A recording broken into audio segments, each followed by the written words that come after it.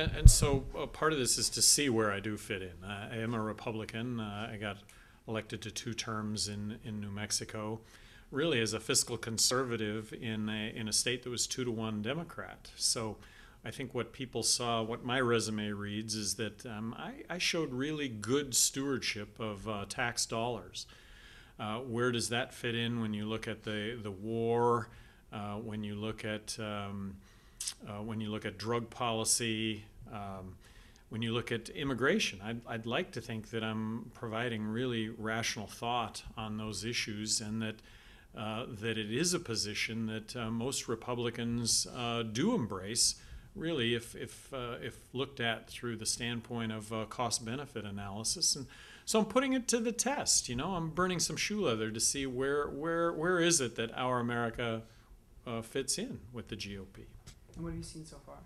That it is resonating. I just spoke to a group in Des Moines, a breakfast group, and one of the attendees was the county chairman of the Republican Party, and it really resonated. And so that's what I found. I visited now 26 states. I've spoken to 100+ groups. I've been on radio or some sort of media every single day of the week since the 1st of December, and I have to say it seems to be resonating. So no one's officially running for the presidency yet, but we've got this pretty long and pretty definite list of people who might run. Do you think it's good that the caucus season is starting before midterms are even done with? No, I think the prescribed season is just fine, but I do recognize that Iowa is a caucus state, so people matter. People's opinion matters in Iowa, simply because the rest of the nation ends up taking Iowa's lead, taking New Hampshire's lead. So it's important to understand and tap into to that sentiment. And really, when I say tap into it, isn't so much conforming to that sentiment. It's just trying to understand if what I'm saying really does resonate. Who's a leader in the party? Maybe not necessarily a leader, just someone in the party who might have some other aspirations that you'd like to debate. I'm not clear on your question. If you could have a debate with another Republican or a group of Republicans over the issues that it wouldn't matter. It really wouldn't matter. I'd be glad to take on that debate. My experience is that having run for re-election in New Mexico, I debated my opponent 28 times. I just think that debate is really a good political process. It really gives people a good grip on what differences there are. So I'm a real advocate for debate, and it doesn't matter who or who that might involve. What issues are going to be the most important, leading up to this November, leading up to 2 years from now? Well, I think the economy, no question. I think the fact that the country's bankrupt, that 43 cents out of every dollar that the country is spending is borrowed, and I just think that spending is out of control when we should be slashing spending.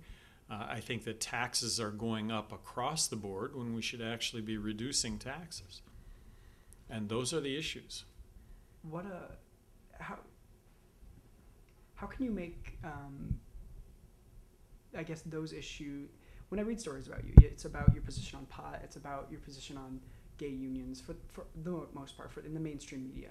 And so how do you take, these economic issues and make those, the most talked about and really hammer them? Well, for me, everything is a cost-benefit analysis. Everything. What are we spending and what are we getting for our money? So, and I would start with the premise that we are bankrupt. So when you look at Social Security, Medicaid, Medicare, the entitlements, when you look at the big four and add defense to that, when you go to number 5, which is interest on the debt, these things need to be reduced significantly. Everything else is kind of peripheral to those items, but all the peripheral items need to be looked at also. So for me, everything is a cost-benefit analysis. And I understand that drugs are really an attention getter. But really, drug policy is a cost benefit. I mean, we're spending $70 billion a year in this country to arrest 1.8 million people. Half of what we spend on law enforcement, the courts, and the prisons is drug related. And to what end? Again, I point out that the population of New Mexico gets arrested every single year in this country. I just think that's a little nutty. I just happen to believe that marijuana should be legal. And when I say legal, it'll never be legal to smoke pot, become impaired, get behind the wheel of a car. It's never going to be legal for kids to smoke pot. But I think that 90% of the drug problem is prohibition related, not use related, and that's not to discount the problems with use and abuse, but that ought to be the focus.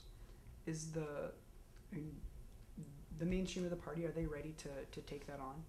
I think so. Again, that's part of what I'm doing right now, and the overall reaction, if I could just sum it up, is, gee, you're right.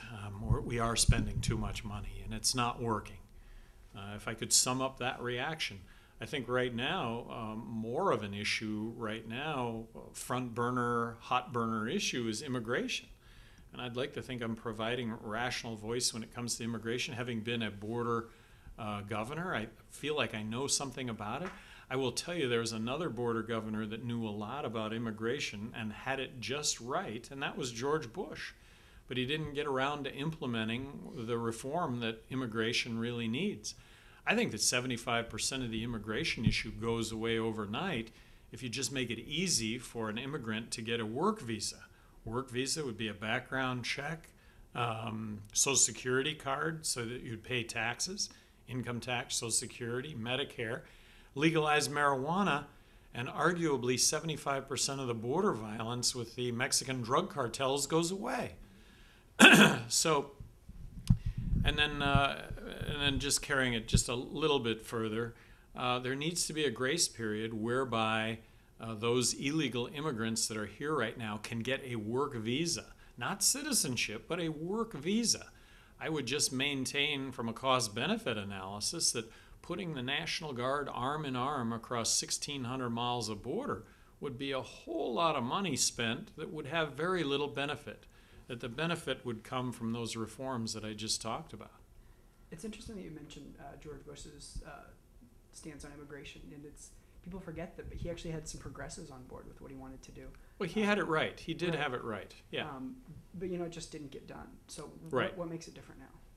Well, that it is such a hot button issue, that it is front burner, that the economy is so poor that we've focused on immigration as being the root of our problems, when I would argue that it's really not, and that we do have issues with immigration, no question about it. But these issues need to be addressed and can be done so in a cost-effective way that really would bring about results that we care about. And that would, back to the crime associated with this, back to the notion that they would be draining off our welfare dollars. It shouldn't be about welfare. It should be about work. And we should conduct background checks. And yes, at a certain point, after all this is said and done, we don't want illegal immigrants in this country working. And then at that point, make this a one strike, you're out. You're here illegally working, you're out, and you're not coming back ever. That's pretty much all I had. So I guess you've kind of done it already, but just some of what you've seen in Iowa and what you can do for Iowa and what Iowa hopefully can do for you. Well, the Our America Initiative, and as governor of New Mexico, it was never about a single group. It's not about a state. It is about us as a country. What government can provide is this is a level playing field for everybody. So my experience is I vetoed a whole lot of legislation that I thought advantaged individuals or corporations, groups that were well connected politically, as opposed to policy that affected everyone equally. So what government needs to provide for all the states is certainty, as opposed to what I would say today is uncertainty. And the government can do that. The government can provide this notion of equality for all, But I think we get further and further away from that.